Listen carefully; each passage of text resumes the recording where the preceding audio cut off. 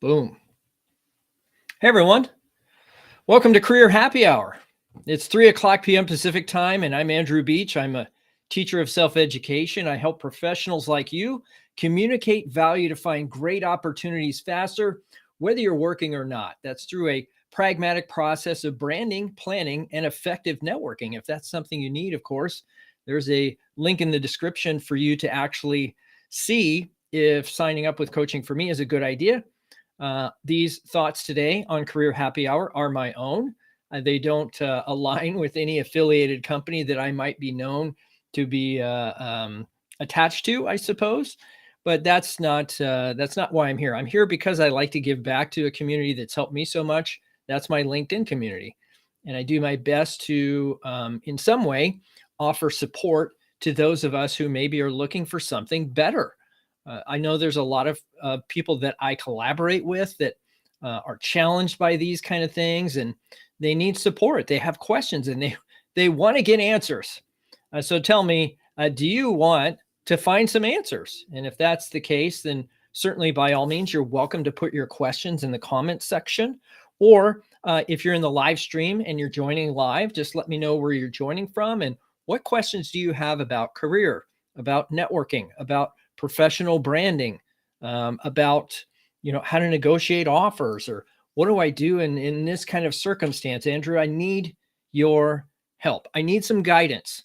And sometimes we come to this session and we're not quite sure what that might be. But today's topic really is something that is just kind of been really fresh on my mind in light of all of the layoffs that we're seeing and all of the dynamics with the economy. And what does all of this mean, really? And how do we respond when it seems like the time between the interview and the offer is really kind of anxiety filled, and we don't know how long it's going to take and that sort of thing. So think about it from that perspective. Now, this is a live stream. What does that mean? Well, that means if you want to come on live, you can click the link in the description, and I'm happy to support you in any way that I can to answer your questions hands-on. And just know that this is a public live stream. Anybody can see it. We're on YouTube, Facebook, LinkedIn, Twitter, and we're also broadcasting via my mobile phone on Instagram. So there's 5 platforms that I'm multi-streaming on at the same time. So just know if you click that link and you want to come on live, it's not a private conversation. That said, if you want to, you're more than welcome to come into the back end of Restream using that same link and just type in the name anonymous and put your anonymous question in the private chat. No one will see your question. I'll be able to respond to it more pragmatically and that sort of thing. So it's a good way for us to just kind of collaborate or communicate when we don't have maybe a way to do that. Okay. So that said, you can also put your LinkedIn profile in the chat. This is how we connect with each other. When you put your LinkedIn profile in the comments or in the chat, you're saying, regardless of the platform, that it's okay to connect with you there. And if someone reaches out to you with genuine intent to just make a connection and have a conversation, then we're going to say yes. I do, whenever possible, try to say yes, as long as the request is noble and somebody seems like they have a mutual interest or desire to be connected that way. So it's not always about one or the other. Good. And you can certainly look me up. You're probably on my profile now, but if you're not familiar with me and you're seeing this as a result of the stream, you're welcome to connect with me on LinkedIn as well. And we're going to jump into a little bit of a teaching session today. It probably take about 15-20 minutes to walk through some of the thoughts that I have on this topic about what can you do? What can you do to overcome what I would refer to as this post-interview hangover? Sometimes we exert so much energy to get the interview, to prep the interview, to deliver the interview, and then at the end of it, we're like, whew, I am hungover. And I'm not saying in the same sense as a a person who's had too much alcohol, but I'm saying in a sense of, man, I put so much time, energy, and effort into this. I should see some kind of return or, that sort of thing. I can't imagine the man hours required or the person hours, if that's better for you, required to actually get a candidate into the interview, perform the interview, and not only do that with one candidate, but with multiple candidates so that a company can actually see who the best person may be for that opportunity. And if that's you, great. If it's not you, great. Either way, wouldn't it be nice just to know one way or another that you're either in the mix or you're not? You're either a finalist or you're not. Sometimes these things slip the mind of the hiring teams because they're so focused on the process, they're not focused on the experience. I'm not saying all hiring teams are like that, but a lot get so hyper focused on the process and pushing people through the process that they miss the value of actually creating a good experience for the candidate so that their hiring process get easier. They don't make that connection often, and that's normal. That's a human thing, right? We feel like we're hired to do a job. We're just doing our job, right? So I'm going to share my screen now, and we will actually go through and have some quick conversation on these topics so that you can get a feel for what I'm talking about here. Okay. Now let's assume we'll make some assumptions. Okay. You went through the entire interview process, and as far as you can tell, the next step for you is an offer. Okay. Now there may be something else come up like a lunch with an executive leader or some, but for the most part, you've completed the interview process. Okay. So that's my premise here, is that you've completed the process, and now what do you do? Okay. So there's four topics we're going to cover as part of this live stream today. The first one is, it's not up to you. The second one is after action review. The third one is do what you can do. And the fourth one is moving forward. So let's look at each one of these, because I think sometimes we miss the value in having some kind of a, I don't know if you'd call it a checklist or a process that we can follow. Organizations have a lot of those processes, but we as job seeking professionals or people looking to increase our standing or get a promotion, we really don't know what to do after an interview. We just kind of cross our fingers and hope for the best. I don't know that that's a strategy. It is maybe a tactic, and sitting still might look good on the surface, but I'm suspecting that we really want more. We want more out of this process. And so what we'll do is we'll go through each of these particular slides or thoughts and really take it to the next level. So let me see if I can get the the next slide to come up. Sorry about that. There we go. Hopefully that's up for you. So it's what I'm talking about when it comes to, it's not up to you. It's not up to you. That was the first item that we're going to talk about today. It's not up to you. What do I mean by that? Well, I mean that you don't control a hiring process. So if I were to go and say, look at an opportunity at, I don't know, I'll pick a company, Amazon. If I looked for a position at Amazon or AWS, do I control the internal workings of that organization and their hiring practices? And the answer is no. I know that sounds simple on the surface, but as much as we think that we might have a say in the process, it's really not up to us. And so in that case, it's not really up to you. And so the first thing to consider there is to ask yourself a series of questions. When and how did the position get posted? Right? So this is, or, where was the first communication that this even existed?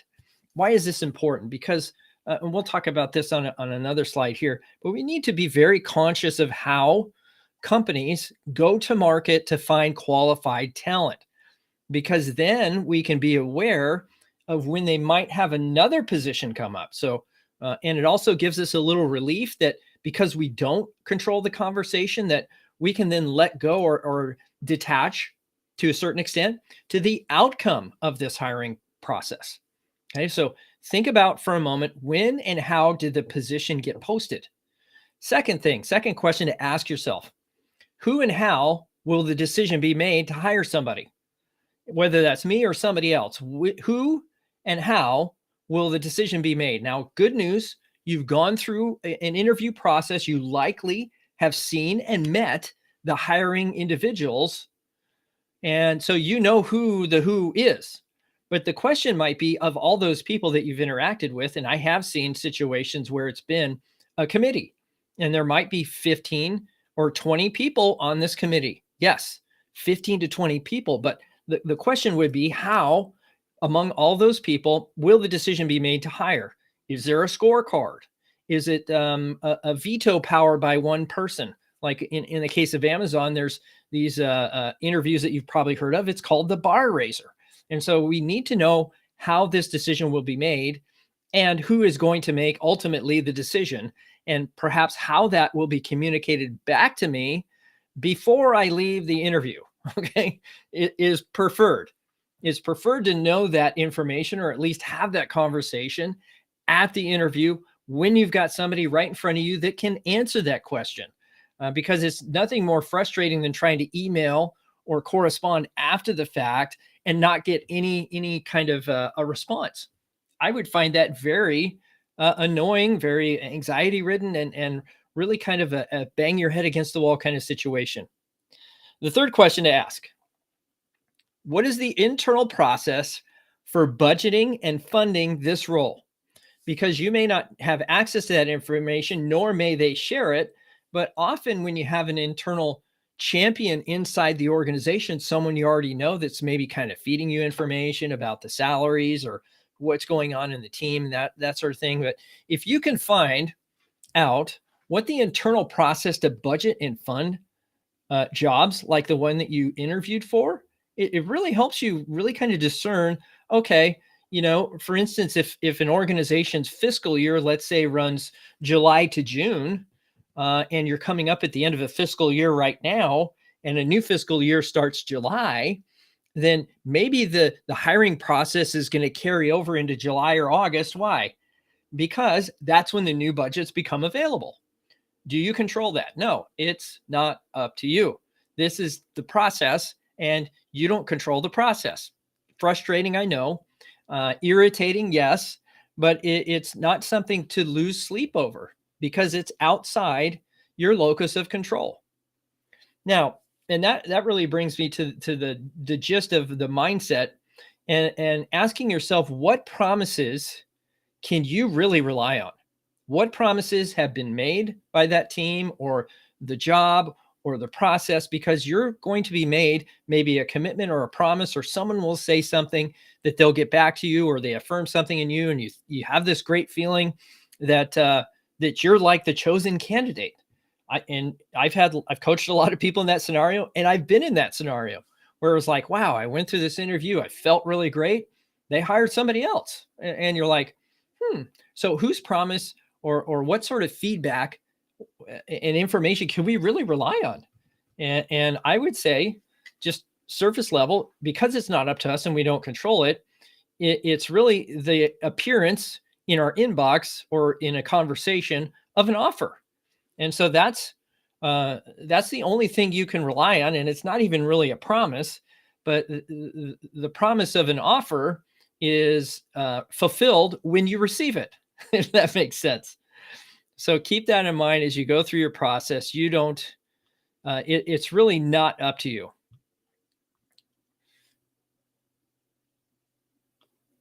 Okay, there we go. For whatever reason, the slides aren't advancing on the cadence that I want them to.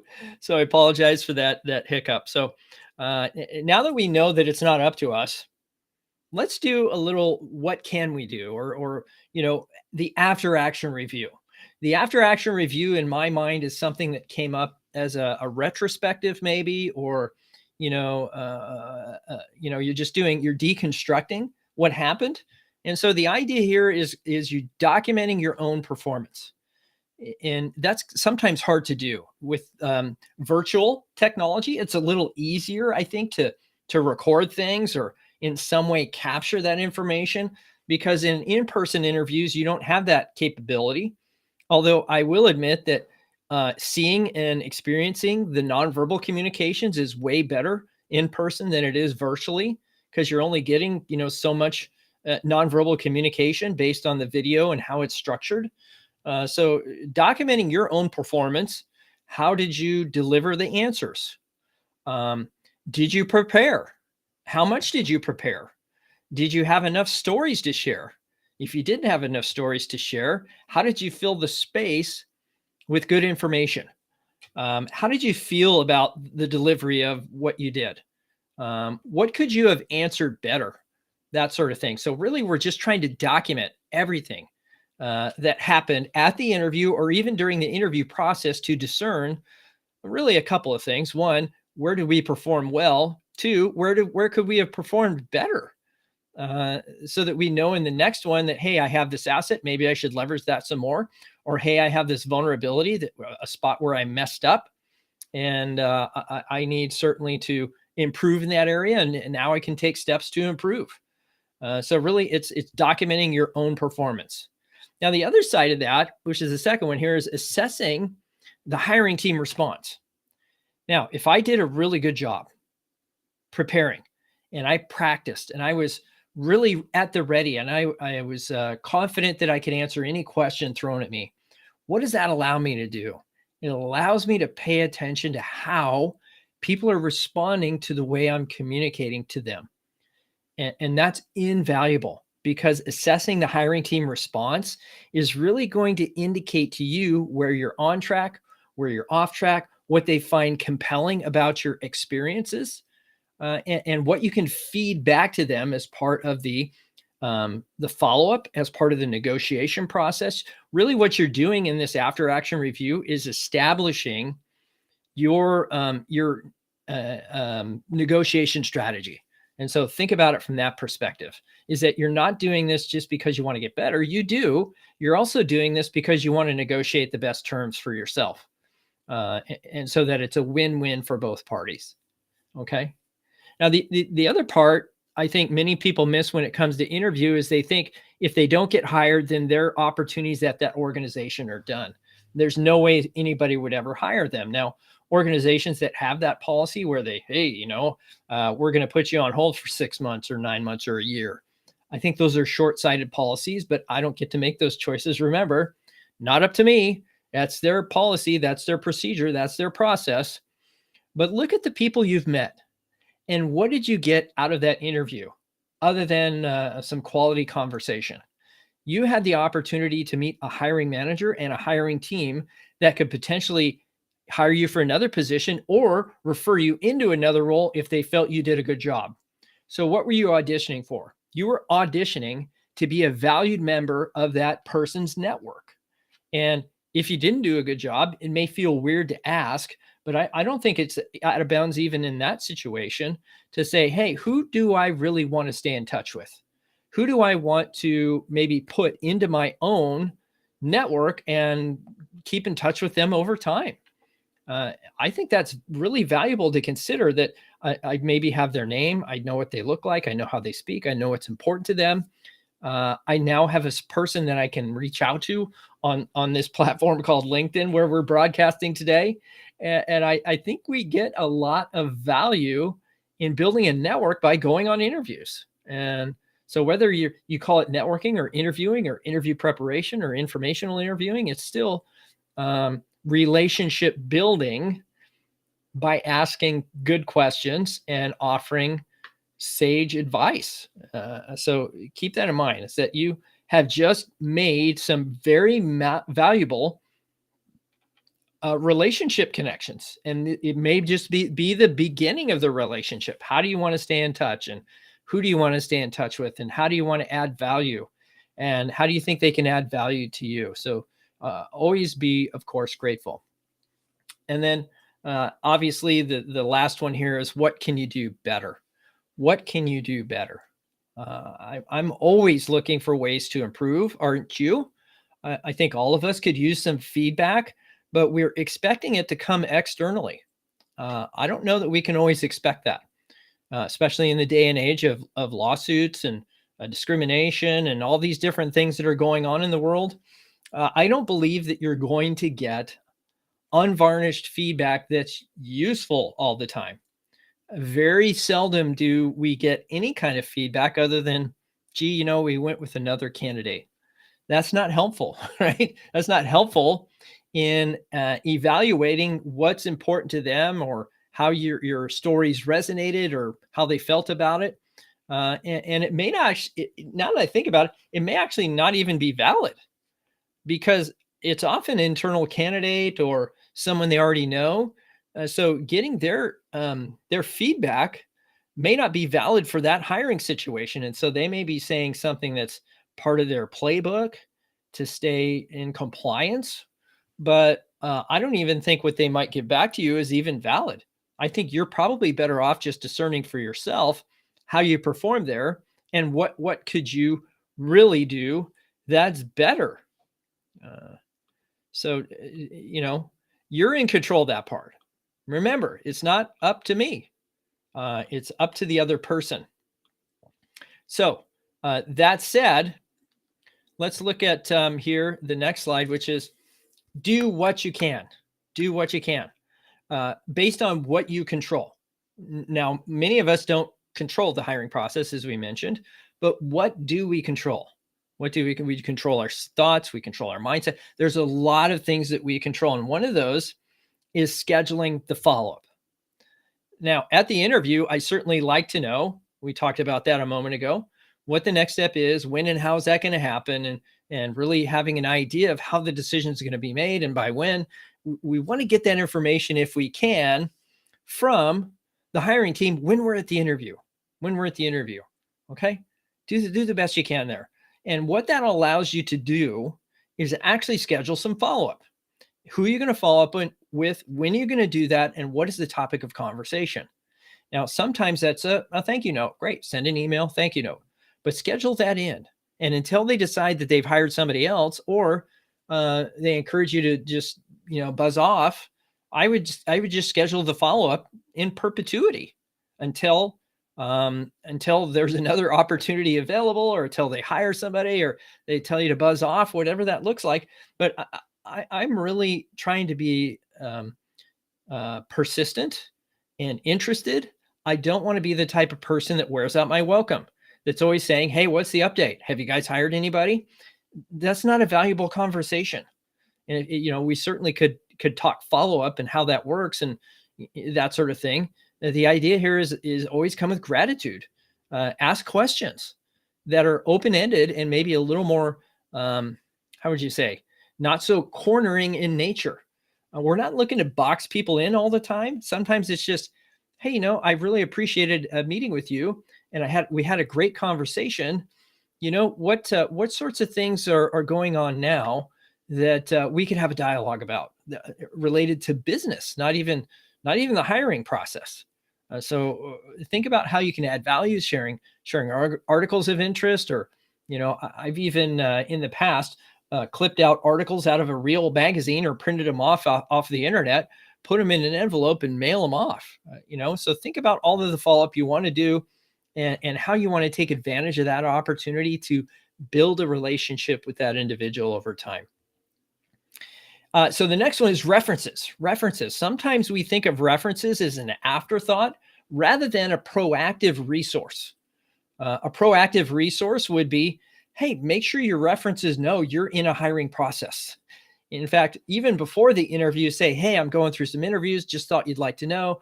I'm scheduled for this interview at XYZ company. Just wanted you to know. Okay. So the thing here is you're just keeping them engaged. Now, when it gets time to say, hey, I have this reference, they've been engaged during the process. And when I reach out to them and prep them for the fact that I might be getting an offer, we can use that resource proactively. And so use your best judgment here. But I have counseled people where they thought it was effective and strategic to have their references proactively reach out to that hiring manager or that recruiter or the hiring team just to make themselves available. And you could use, I suppose, a tactic or a technique that says, I want to make sure I'm available. Hey, it's June. My kids are going to be out of school as of next week. We're going on a vacation. I just want to make sure I'm available in the event. And I want to give a good reference for my friend. And here's what they bring to the table. So you can do that. You can have that proactive resource available. And so think of your references as active assets in your search. That's something you want to keep in touch with. And you may even keep a text string going with each one of them just to give them updates, keep them engaged, let them know where you're at. How are you doing in your search? It's really a key skill as part of your process. Now, some of you may be in a position where you're already working, and these references may be internal to your organization. And it's the same philosophy. You want to engage them early and often, even if there isn't a position available, to let them know what you're interested in. Where do you want to go? Advocate for yourself. And it doesn't mean you have to be bragging about anything, just telling people what you're interested in. I think I'd be interested to know what other people are interested in if they're willing to share, other than, hey, the day-to-day. All of us, I think, have a day-to-day or have worked in a day-to-day situation where, it just seems so mechanical and transactional that we don't have a chance to really think outside the box about our future. So that's the references. And then we talked earlier about source identification, meaning what got you to this interview in the first place. Was it your resume application? Maybe. Was it a referral? Did someone put their thumb on the scale for you? Know where you got this interview from. Was it a referral or not? Was it an online application? Did a recruiter reach to you? Because here's the thing. The reason we want to identify the source is because we want another one. I would want another interview. We'll talk about that on moving forward. But source identification also allows me to know which methods perhaps are working best for me.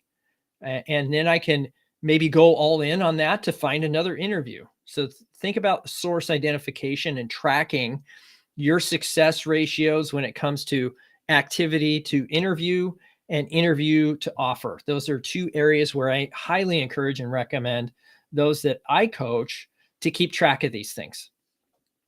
And then we mentioned just briefly about the references and keeping them updated, but there's likely a handful. I think I maybe have 8 or 10 in my list of people that I just keep updated on how things are going and what's up and what am I looking for and what are they looking for. I have some key contacts that I do that with. It's almost like having a built-in, how would you call it? Board of advisors, right? You have this board of advisors and you update these key contacts on where you are in a process. And that certainly allows you to then move forward. So what does the moving forward piece look like? Well, the first thing I would really consider, because when I get after the interview and I'm kind of in that hangover phase and I don't really control anything and I'm feeling kind of out in the cold, I need to have sourced information, right? The source information so that I can go get another one. That part you do control. You do control your daily activities to generate interviews. All of us do. And we can take steps through applications or networking outreaches or target company identifications. We can just go after the next one. And I think that's useful energy. It's useful energy because as soon as you generate another one, you might have a competing offer by the time this one comes in to actually say, hey, I've got 2 offers. Now I have choices. So having another interview, it keeps you busy and it generates opportunity. There's no downside at all. So whether you're working or not, always be sourcing something that's better than what you have now. Consider everything you're doing a plan B.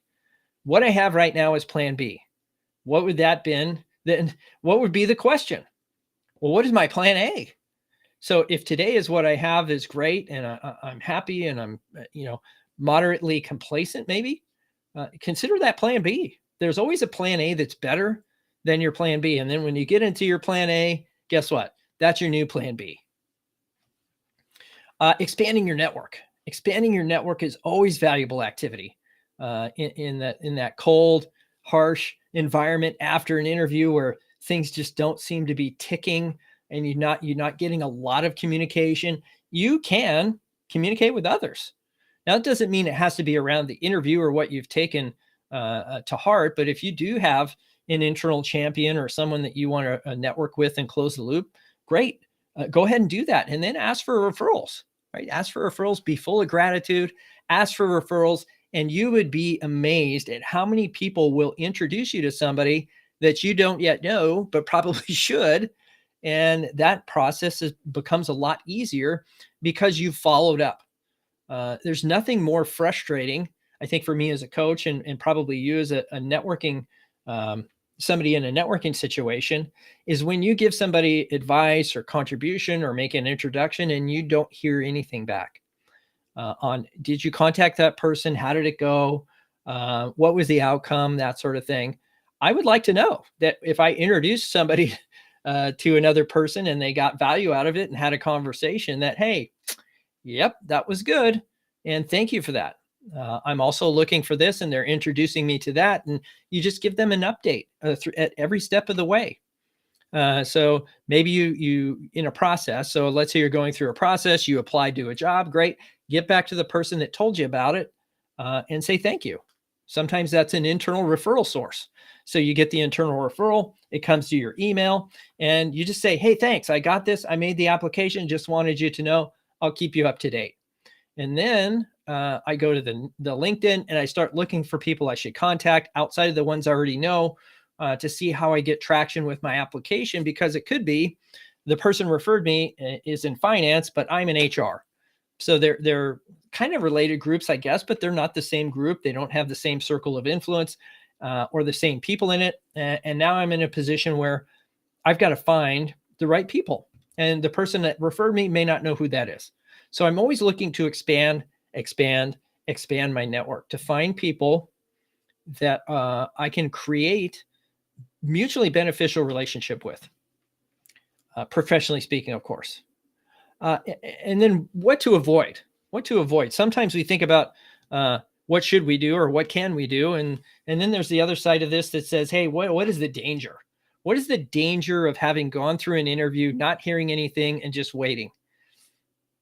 There's a lot of danger in there. So my advocacy, don't wait. Don't stop doing what got you that interview in the first place. So avoid waiting, avoid pestering, right? We don't want to pester a hiring team. We don't want to hit them every 5 minutes with the, have you done it yet? Have you got it yet? What's the process? What's going on? Hit the recruiter one day. A few days later, hit the hiring manager. A couple days later, hit a peer. Just have that follow-up scheduled. And we talked about that on the prior slide, but have that follow-up actually scheduled. Of course, if you have questions, please put those in the chat box. I am happy to answer, or if you want to come on live, you can certainly do that as well. So avoid things that I think are just not productive or healthy. I know some people, they celebrate early. They think they have it in the bag. The company has maybe even promised them an offer is coming and nothing happens. Or even worse, you get an offer, you give your notice, and then they rescind the offer before you start. I think that's a crappy move. And there's a lot of companies that have done that recently. I think if you make a commitment to somebody, you should make that commitment, honor it, and perhaps even go out of your way to make sure that person has a soft landing. Not every company, once you give notice, is going to be like, hey, come right back. We're okay. We want you back. We didn't want you to leave in the first place. That does happen, but not every company is going to say that, nor is it a situation where you'd want to go back. Sometimes we, and I've done this too, we've done something really idiotic, like burn the bridge once we leave there. Hey, I'm not ever coming back, right? But I can assure you, you'd probably enjoy having that income stream back. So if there's anything that comes out of this that you don't understand, or maybe you have a unique situation of your own, I'd really encourage you to seek guidance. If it's for me, great. You can use the link in the description to fill out an application. See if coaching with me makes sense.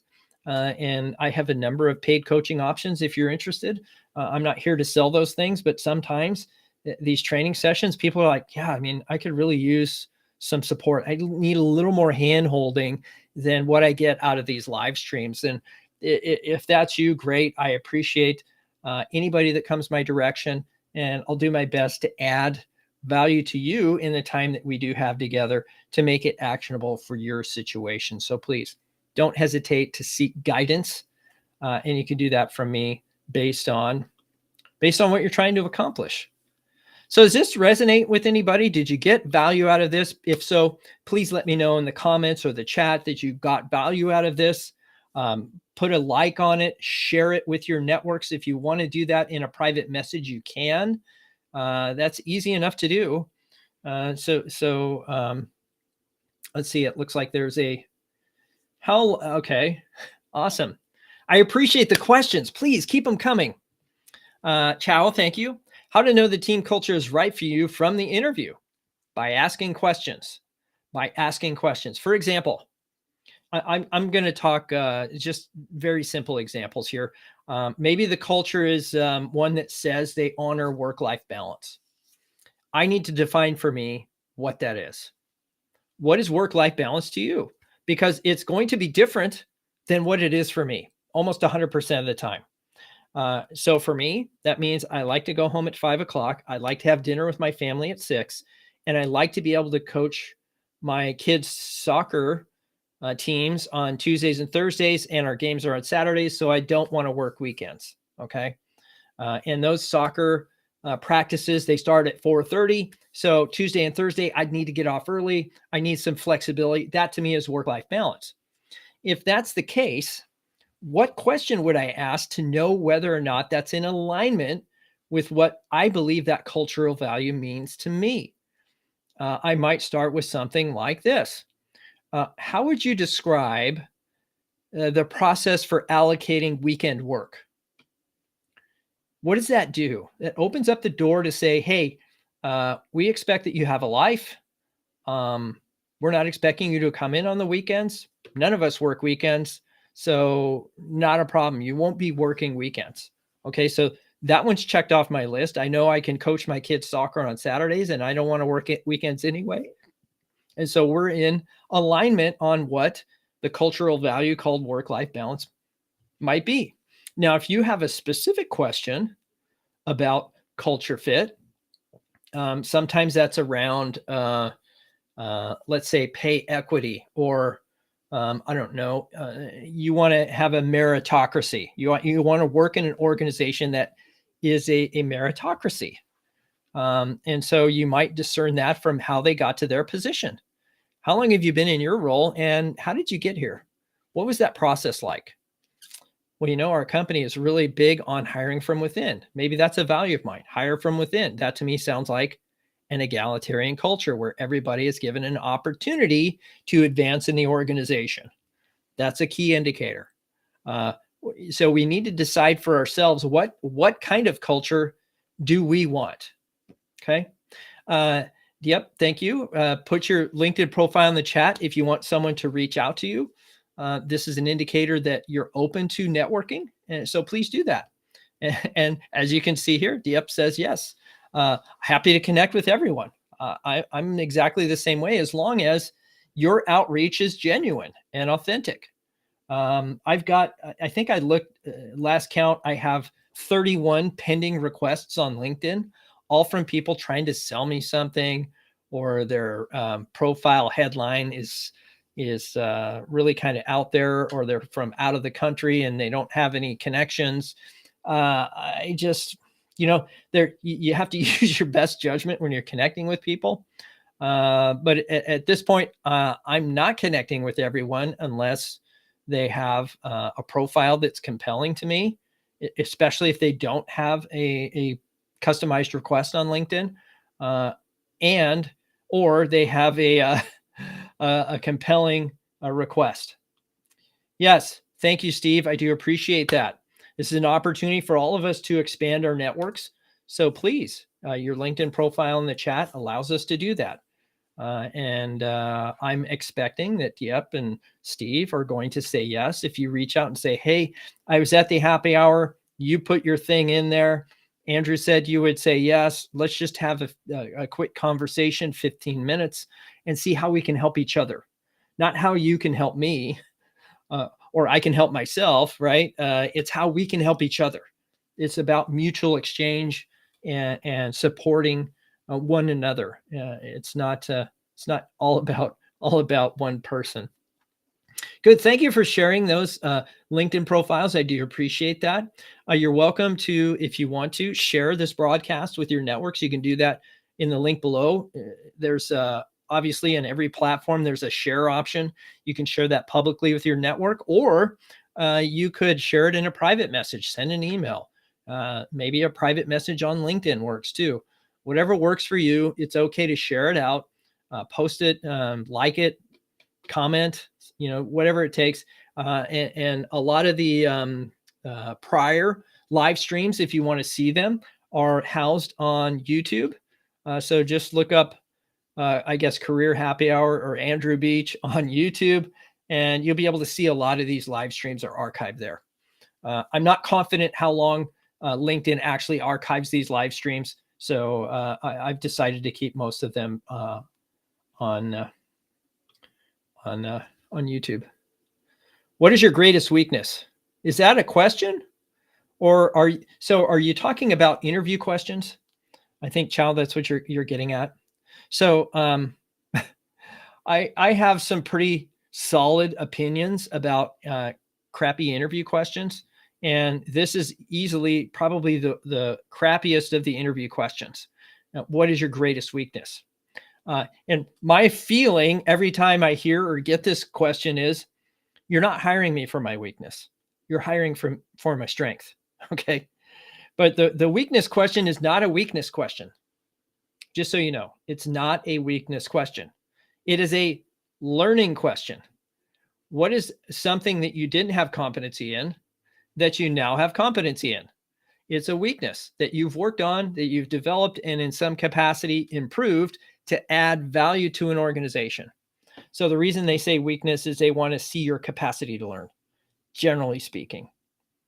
So let's see. Follow-up question: how to answer this interview question? What is your greatest weakness? Yeah, I don't suspect that anyone is going to hire you for your weakness. You're going to hire me for my strength. But I was weak in this one area. Here's what I learned. Here's how I applied that learning. And here's how the organization got benefit. So that really is the approach that I would take with that particular question. Now, what that is for you is something different than what that may be for me.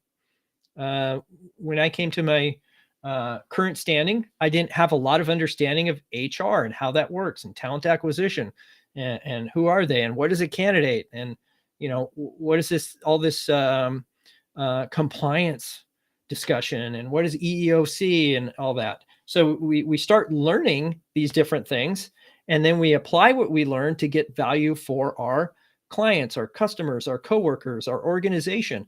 There has to be a positive benefit and something you learned. So if you can put those two things together, that's really the question they are asking. It's not where, the other answer I think is funny is, my weakness, chocolate. Chocolate is my weakness.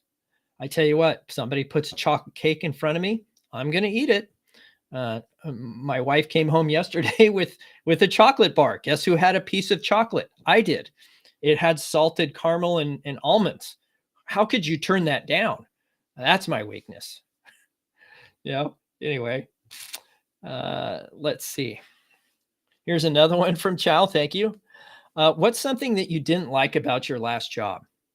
I think this is one of those things that could dangerously go wrong, because the last thing we want to do is complain or demonstrate that we're a complainer or throw a prior employer under the bus. Okay. So the first thing, when I get a question like this, I always start with what I appreciated about my role. Working at this company, I'm very grateful for the time I spent there, and here's what I learned, and here's what they gave me. Here's what I'm looking for in my next employer, that somebody that has this, not all of these things I got from my prior employer, but all of these things too. Okay. And so that one's a little different, because there's a lot of things that I could say about a prior employer that would allow me to vent or how would you say, in some way go off or ridicule them in some capacity. And we don't want to do that. We don't want to make our prior employer look bad, because then what we're saying is that we would do the same with this employer, that we would be the first to throw them under the bus in some future scenario. So we don't want to do that. So that's generally, Chow, thank you for that. That's generally how I would answer that question. And what that answer is for you is something different than what it is for me. So if you need additional support, I do offer an interview preparation service. So if you have an interview coming up or you want to do a mock, that's fine. Either way is fine by me. You can find that on my website at andrewbeach.com.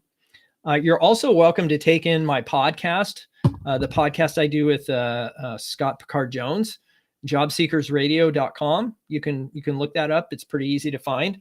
I think it might be in the description, but it may not. I can certainly put that in there if people are interested in having that. I don't see any other questions here, so that means we've kind of gotten to the end, and I do appreciate your time, energy, and attention. It's always valuable to me to know that there's people out there watching and getting value from these live streams. So please don't forget, every Friday, 3 o'clock Pacific time, we have Career Happy Hour, and you're welcome to join us. It's free, no cost, and a public live stream. And if you want to come on and get hands-on career coaching or have a question answered, then please be prepared. And we will see you next Friday for Career Happy Hour. Have a great weekend.